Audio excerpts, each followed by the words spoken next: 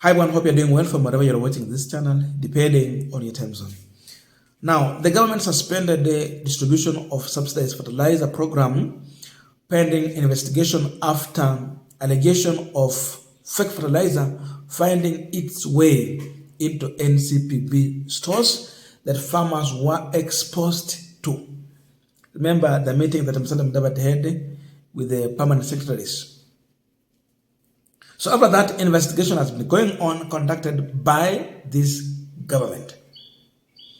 And yesterday, farmers were urged by the Minister of Agriculture to cease using 3 fertilizer branded and supplied by KIE chemicals after failed test conducted by KEBS.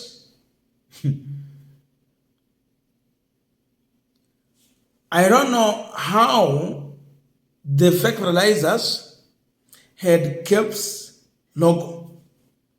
But now, after investigation, KEBS have done, and the finding is that they have failed the test.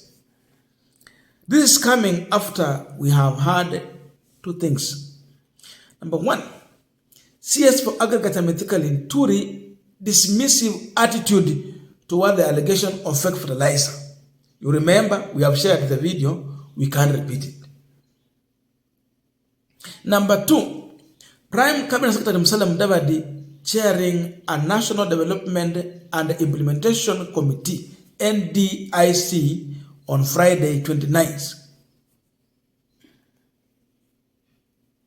This is the committee that halted distribution of the fertilizer and suggested that investigation must take place. 2 things. So now we are here with the final conclusion after what the committee suggested have taken place. Simamisha, fanya uchunguzi, tupate ukweli. And the NDIC affirmed that it is determined to hold accountable those found guilty of wrongdoing in supplying fake fertilizer to farmers. So, Isaac Amaora had a statement. This is what he said. And this was at Kilimo House.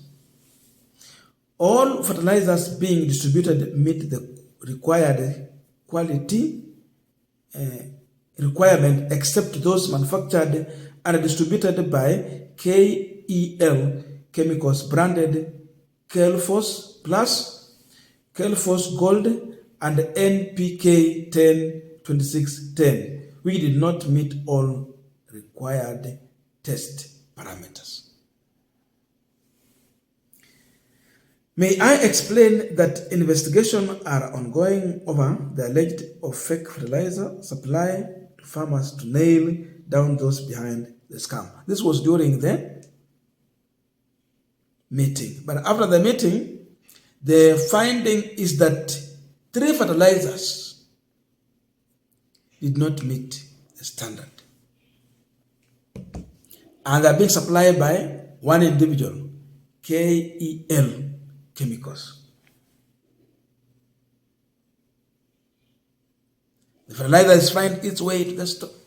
And Wasingishu Governor, Jonathan Kotimoja, he is demanding that the NCPB Managing Director, Joseph Kimote, to resign for selling fake fertilizer to Rift Valley farmers. Take responsibility and resign. That is his position. So that's where we are heading to. It is time now, heads to roll. That those who are involved in this activity to take responsibility. Na mimi nataka niseme hivi.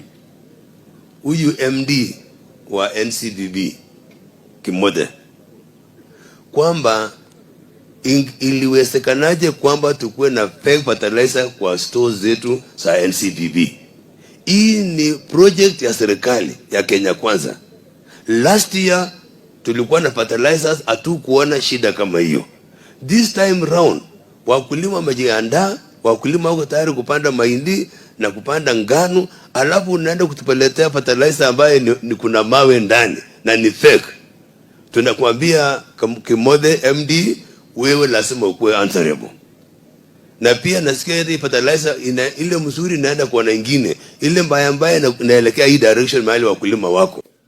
We are continuing this final discussion, but just a quick request for those who are watching and you have not yet subscribed, please consider subscribing.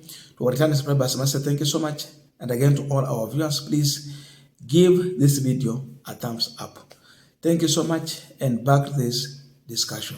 Now, just one question here. Who should take responsibility in all this camp? Because we have one government with different positions. Mithika Linturi, different.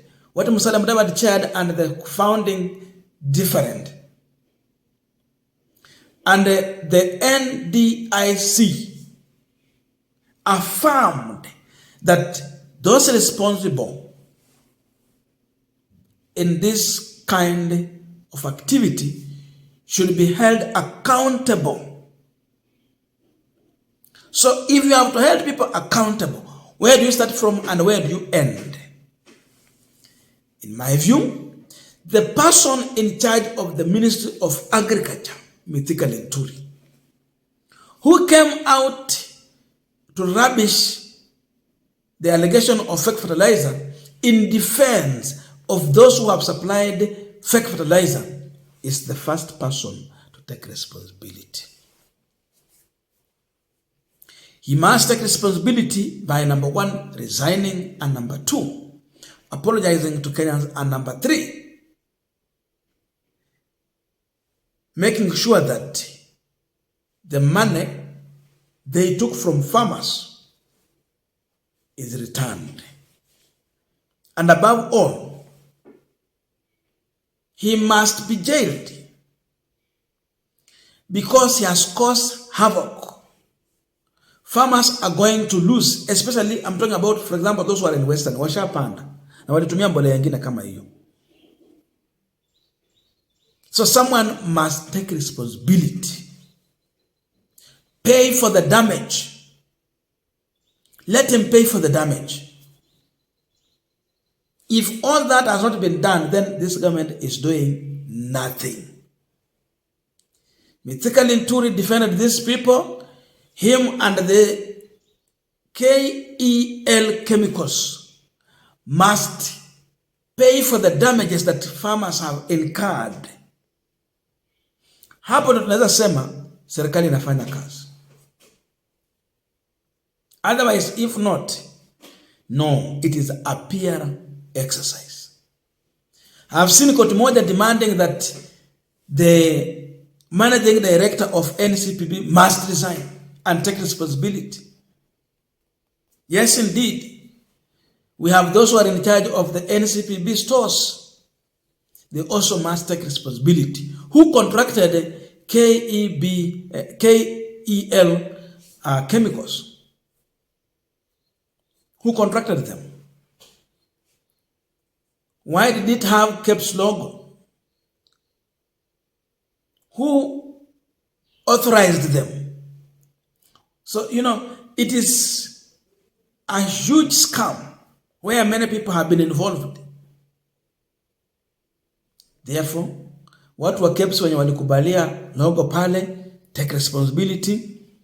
Those managing directors in NCPB, take responsibility. The contractors, take responsibility. Mithika Linturi has questions to answer. But if all this will not take place, if we don't see heads rolling, people being arrested and charged in court of law, tutaona hii ni mzaa wanachezea wa Kenya. Because there have been allegations that there is a plan by this administration to bring in GMO. How do you bring in GMO? It is possible if such things are happening. You bring in fake fertilizer so that you fail the farmer when it comes to production. Then there will be problem with food security in this country. Once we are at risk of food security, it is very easy, suggestion like allow GMO to come in. And once this has been discussed on table and the GMO finds its way in Kenya, then you have finally allowed Akina Bill Gates and the team to earn from this country because the farmer was sabotaged. As long as hawatakuwa serious na hii, then we will take it that way. That they were in plan to create a problem with the food security so that GMO will find its way in this country and freely being sold in the market. Saizi iuzo wazi. I think there's that kind of a possibility. So we are going to wait and see how how now people are going to be arrested and charged in court. Otherwise, if we don't see that, then we will take it this way, that Mithika Linturi was defending a government because they know this was a government plan to sell soil and sand to farmers in the name of subsidized fertilizer. Nothing else. I don't know your views, but let us be in the comment section to continue this discussion. Thank you so much and see you in our next video.